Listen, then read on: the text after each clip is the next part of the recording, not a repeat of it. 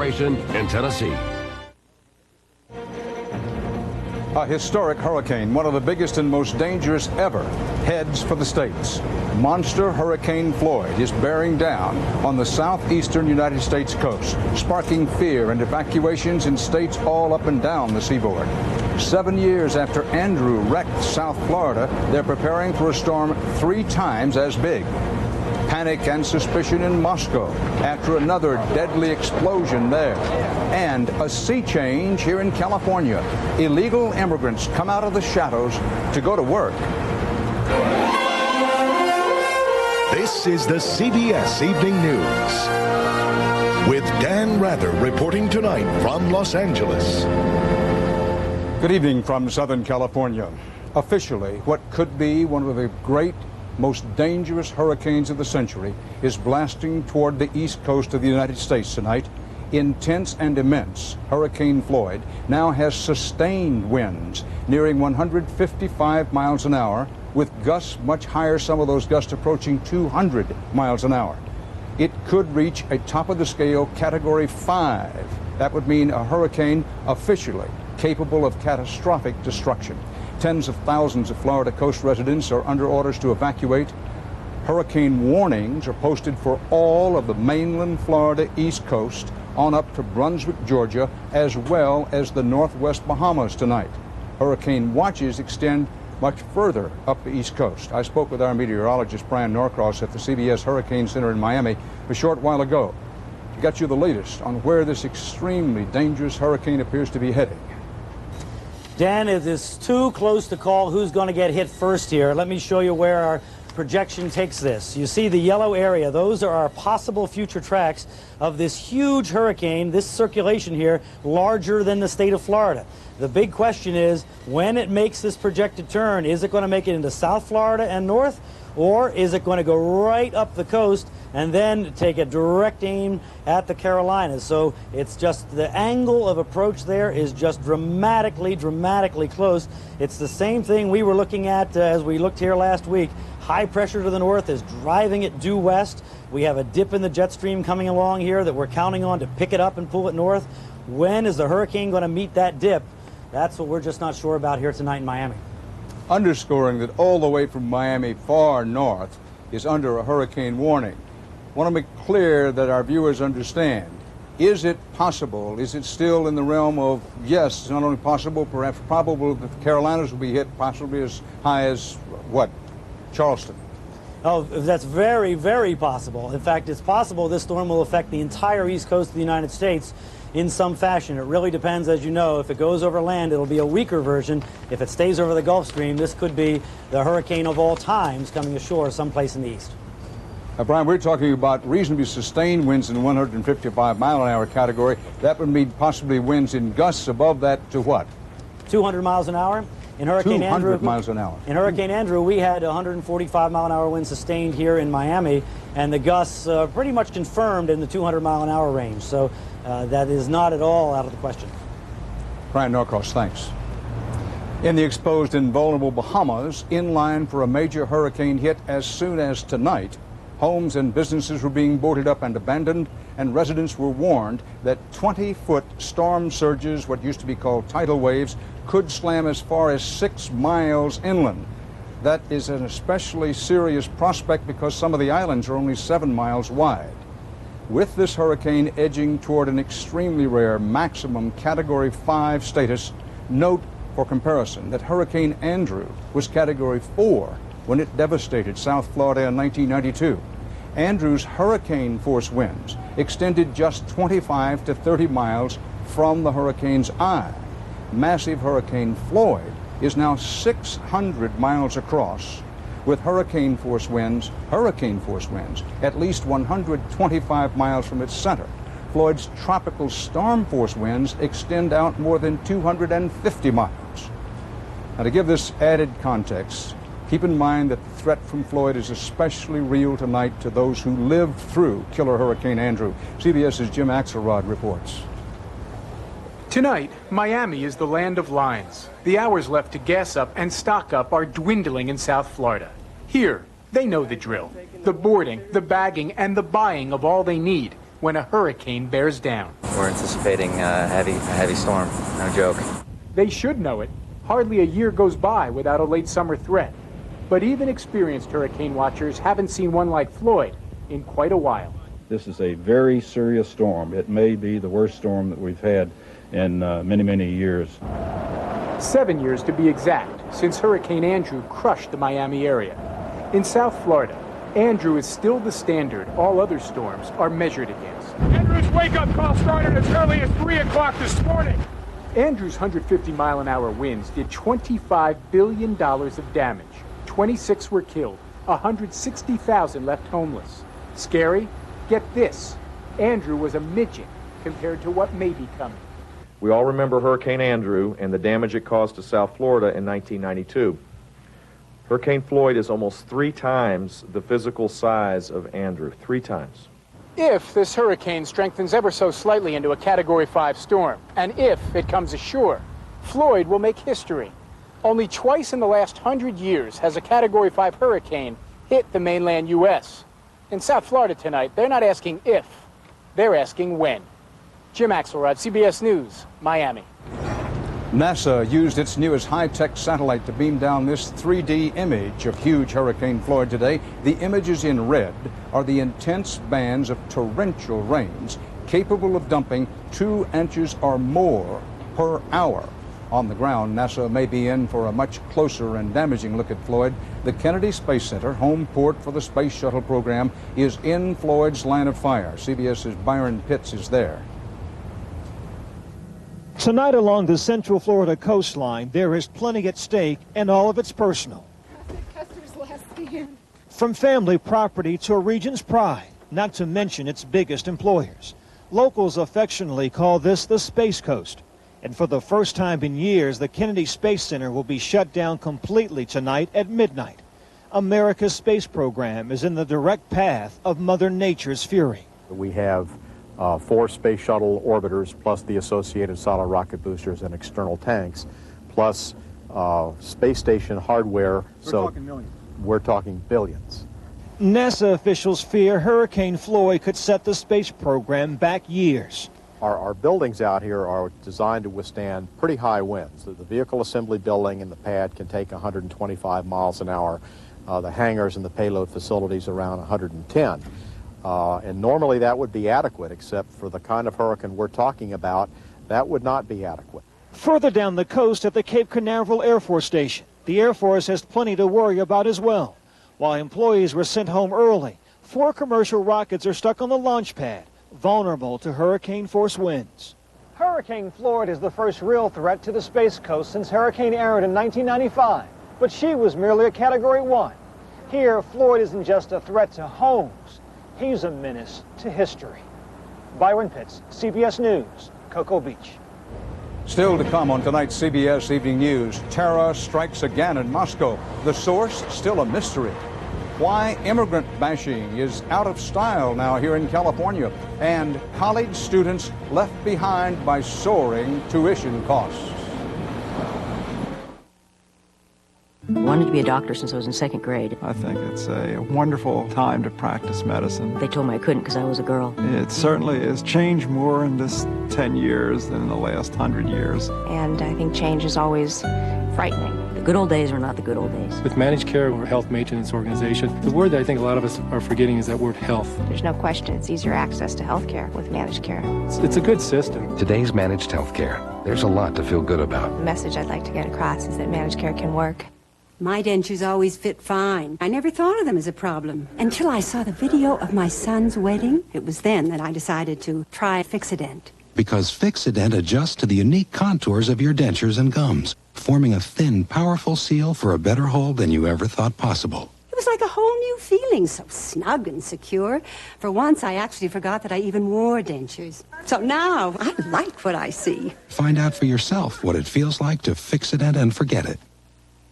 What if Dr. Frankenstein's experiment had worked? And instead of being ugly and ruthless, the monster was handsome and charming. Would the villagers still have hunted him down? Or would they have invited him in and introduced him to their daughters? Introducing the all-new 2000 Mitsubishi Eclipse. nicely equipped at 17.7. It's alive. Officials in Moscow say terrorists are behind the latest in a series of explosions that has rushed the Russian capital into a panic. At least 73 people died in today's blast at an apartment building. Dozens more are missing and presumed dead beneath tons of rubble. David Hawkins is on the scene for CBS. They were killed while they slept. Until 5 a.m. this morning, this pile of smoking rubble was an 8-story apartment building, home to more than 150 people. Rescue teams say they're no longer looking for survivors, just corpses. Officials don't know how many people were in the building when the blast occurred. There's one thing they are sure of, though, that the explosion was caused by a bomb. It's the 4th explosion to rock Russia in 2 weeks. Indeed, today had been declared a day of mourning for the victims of a similar blast at another Moscow apartment complex last week, and those of a car bomb the week before. That attack took place in Russia's southern region of Dagestan, where Islamic separatists are fighting for independence. Government officials were quick to label today's blast as terrorism, and many are pointing their fingers at the Muslim rebels. The rebels, though, have denied any part in the bombings. In fact, no one has claimed responsibility for the attacks.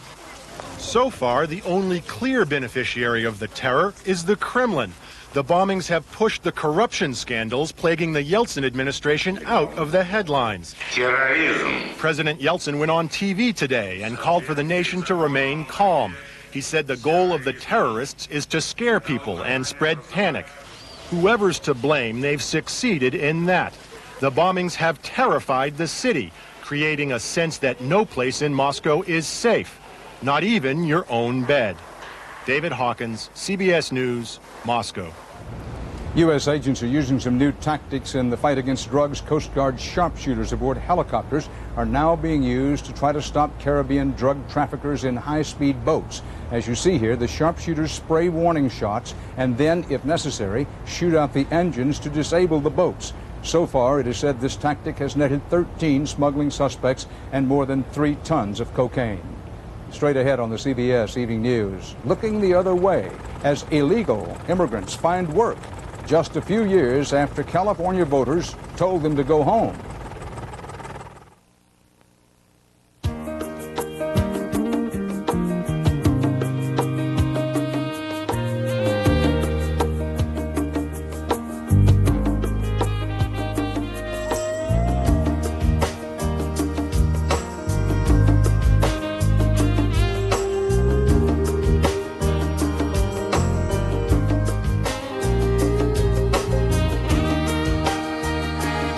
Ask your doctor about Viagra.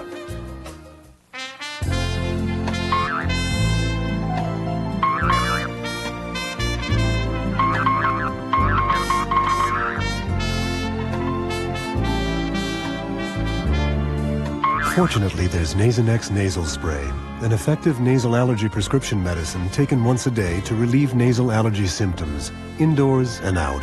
Now that's wonderful. The most common side effects were headache, viral infection, sore throat, nosebleeds, and coughing.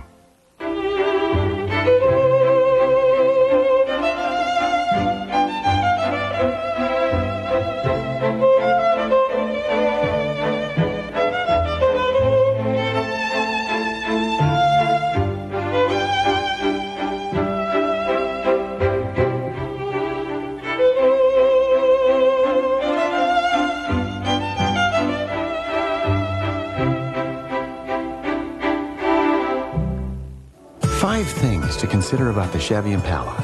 It's new. It starts under $20,000. It's designed, engineered, and built to be carefree. It's at your Chevy dealer now. It's received the highest frontal crash rating possible. 5 stars from the federal government. The new Chevy Impala. As USA Today put it, it's a lot more car than you imagine, at a lower price than you expect. The new Chevy Impala. Let's go for a drive. Economic times are generally good for Americans across the country. Here in California, the economic boom is extending to people who officially aren't here. But in reality, illegal immigrants are here, and they're riding the wave of a strong job market and an attitude that's undergoing change. It was the hot-button topic in California, the state's most potent political issue. It was an awful period. Migrants crossing the border from Mexico to California without legal documents and taking American jobs. We intend to defend the law. In 1994, Republican Governor Pete Wilson rode a tide of anti-immigrant feeling to re-election. Hostility to illegals peaked that year with passage of Proposition 187, halting most services to illegal immigrants. It's a community that's still in fear and still in the shadows. But a change in California's economic climate has many illegal immigrants coming out of the shadows. Shopping center guard Tony Meglio sees them every day of the week. They're looking for work. Are they successful? Most of the time they are. Yes, these illegal immigrants are finding work, but so are most Americans now. As California's unemployment dropped from 8% to just a bit more than 5%, much of the fear and anger toward undocumented workers dropped too. It was a product of the politicians cynically playing on people's fears about their economic security. But if the issue of illegals has faded, the lure of jobs keeps them streaming across the border. New fencing south of San Diego has pushed the migrant trail east into the mountains. At this popular crossing, we even found a vendor supporting his family, selling energy food to illegals. He says the candy bars give them energy for the crossing. What we have is a change in California. Harry Pachone says these immigrants, legal and illegal, are shaping a new state. That California is darker skinned, sometimes speaks with accents, sometimes has a foreign birthplace. And those here legally vote in ever greater numbers. A new era for California! Nearly 80% of Californians of Hispanic heritage voted for California's new governor, Democrat Gray Davis. In July, Davis agreed to essentially scrap Proposition 187, the anti-immigrant law. My friends, mi amigos. Arrests continue, but now, in these good economic times, federal authorities are focusing less on illegal workers and more on those who commit crimes. Obviously, we don't have the resources to go out and apprehend each and every one of these individuals, so first and foremost on the list is removing criminal aliens. But when hard times return, say immigrant advocates, so too will the immigrant bashing. It's an issue that's right below the surface all the time. Not all illegal residents are forced to settle for unskilled, low-paying jobs. Many came here legally to work in growing industries such as the high-tech field and have simply overstayed their, quote, temporary visas.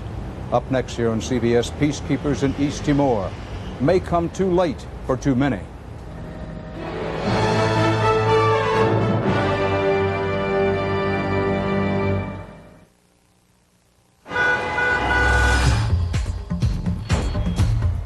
If you think St. John's Bay clothing feels good on your body, wait till you feel what it does for your head.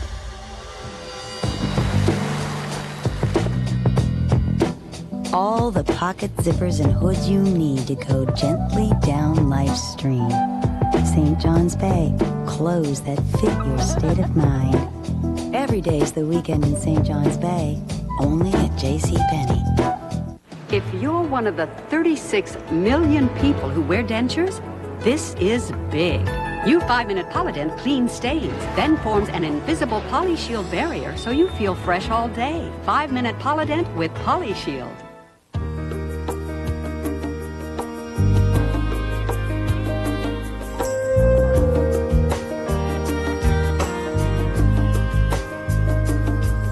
Ask your doctor about Viagra. Something amazing happened here in Colorado, Illinois, Connecticut, and California. I ate Quaker oatmeal for 30 days. So did I. It helped lower my cholesterol 12 points. 22 points. Oh, man! We ate ours with raisins. Applesauce. Sauerkraut. Really? Really? 12 points. It's oatmeal across America. Yee-haw. Quaker oatmeal warms your heart and soul. This is a court-ordered legal notice. If you own a house, mobile home, or other structure that contains polybutylene pipe with plastic or metal insert fittings, you may be entitled to free replacement of your plumbing if it has leaked or leaks in the future. The plumbing must have been installed between January 1st, 1978 and July 31st, 1995. Call 1-800-392-7591 for information about your legal rights, including your right to exclude yourself from this class action settlement if you purchased your structure after August 21st, 1995. Indonesia's foreign minister said today his country would impose no conditions on the United Nations peacekeeping force being ready to help end the violence raging in East Timor. UN Secretary General Kofi Annan says he hopes to have that force in place, quote, as soon as possible. But CBS News correspondent Alan Pizzi reports it won't be soon enough for many of those being terrorized. The promise of help from the outside world has not done much to help the people of East Timor. Hundreds of thousands are refugees in danger of starving. Others are still reeling from the violence. These are some of the latest victims. One woman shot dead, others injured while they were working on a coffee plantation near Dare. It was Indonesian soldiers, they say, who simply opened fire. For us, they're like a wild animal. It's very dangerous and it's a terrible team for us. Scenes like these pressured the Indonesian government into accepting the idea of an international peacekeeping force. But President B.J. Habibie still wants his own military to be part of it. That same military which has allegedly been terrorizing the very people it's supposed to protect. There were protests in Jakarta today aimed at Australia because of its strong condemnation of the violence in East Timor. And today the Australian forces were already practicing an amphibious landing. They will likely be the spearhead of the peacekeeping force. They are the closest and most prepared, but the worst possible choice from Indonesia's point of view, which says it would prefer to see Asian faces forming the bulk of the force. The Indonesian government may have been humiliated by having to back down in the face of international pressure, but it has also sent a clear message to other restive areas of this vast country. The dreams of independence carry a heavy price. Alan Pizzi, CBS News, Jakarta. Coming up next, CBS's Eye on America takes you to college for an eye-opening course in tuition economics. Where will you be when your grandson gets his first taste of the ocean? When man walks on Mars? When your children want to discover their heritage? Life is filled with moments you don't want to miss. That's why if you have high cholesterol and heart disease, you should know about Zocor. Zocor is proven to help save lives by reducing the risk of a heart attack. So where will you be tomorrow? That could depend on what you do today. When diet and exercise aren't enough, talk to your doctor about adding Zocor. Zocor is a prescription medication and is not right for everyone, including women who are nursing, pregnant, or may become pregnant, or people with liver problems. Your doctor may do blood tests to check for liver problems, because serious side effects can result. Tell your doctor about any muscle pain or weakness you experience while on Zocor, and about any medicines you are taking. For more information, talk to your doctor or call. Zocor, it's your future. Be there. If you were the last person left on Earth, would you still do sit-ups? Would you diet if you gained a few pounds? What if you discovered there was one other person left on Earth with you? Would you like to change your answers? Introducing the all-new 2000 Mitsubishi Eclipse, nicely equipped at 17.7. Because you're not alone.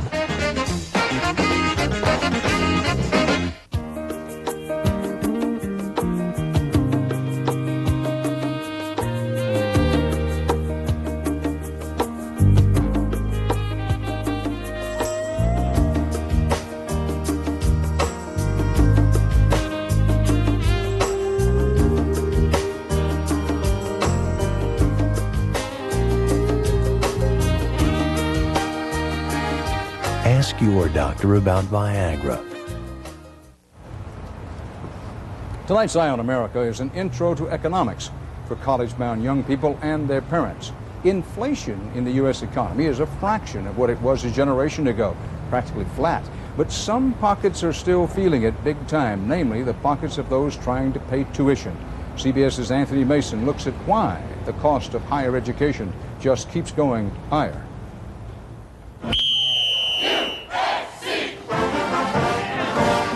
The back-to-school serenade played on campuses all over the country this month. The Helens from Minneapolis were helping their daughter Laura settle in for her freshman year at the University of Southern California. She has plenty to unpack yet. It'll be weeks. So Laura's off to college. Now John Helland has to figure out how to pay for it all. It means I won't be able to retire, probably till I'm 75, but that's okay. I can handle it. The bill for Laura, $22,000 a year, and that's before room and board. Tuition at USC jumped 6% this year, but the university president says it's still a bargain. I would say the full cost is comfortably $10,000 a year beyond what we're charging for full price tuition. USC is not alone. In public and private colleges, the average tuition is rising at twice the rate of inflation. Why? Schools say they have to keep up with rising costs for technology, campus improvements, and teachers' salaries. The best faculty cost a lot. But the bull market has also made many universities rich. Over the past 4 years, endowment is up 75%. These 12 schools now have $3 billion or more each in the bank. But tuition at almost all is still going up. Why does the tuition keep going up? Because they don't spend the money. Attorney Ed Kostikian, a former trustee at Columbia University, has studied endowment spending for the American Council of Trustees and Alumni. Kostikian himself gave $50,000 for scholarships to his alma mater. And after 6 years, it was up to $117,000. While his gift had grown 20% a year, Columbia had handed out just 3% of it. I said, why don't I just hand out the money myself to the kids? Schools are offering more financial aid, but for many it's still not enough. Colin Ward was accepted to Boston University. The cost of a year at BU was going to be what? $30,000. But even with an $18,000 scholarship, Colin's family still couldn't afford it. Well, I mean, it's a slap in the face. And you had every credential except the money? Except the money, yeah. Instead, Colin enrolled at the University of Massachusetts in Boston. UMass is one of the few schools where tuition is actually going down. Governor Paul Cellucci has insisted on it. So that all of our families have opportunity to higher education. Half a dozen other states are trying to curb or cap tuition increases, but in truth, colleges can raise their fees because they have no shortage of customers. At USC, we had 25,000 applicants this last year for 2,800 freshman positions. The Helens paid the price. She's our only daughter, and we love her dearly, and she deserves to go to the best school she can go to, so. So, many parents just endure the pain. In Boston, I'm Anthony Mason for Eye on America. And that's part of our world. Later tonight here on CBS, a 48 Hours Monday Mystery. Richard Schlesinger has a preview for you. Was it murder or self-defense? I stabbed him. What else was I supposed to do? Just let him do it? Sterling Barber says he had to kill. People are saying that your husband was a child molester. Now, Sterling could get life. A time to kill. Later tonight on 48 Hours. 48 Hours comes at you at 9 Central Time. For the CBS Evening News, Dan Rather reporting tonight from Los Angeles. Stay with this CBS station for the best and most complete coverage of massive Hurricane Floyd. And I'll see you later on 48 Hours.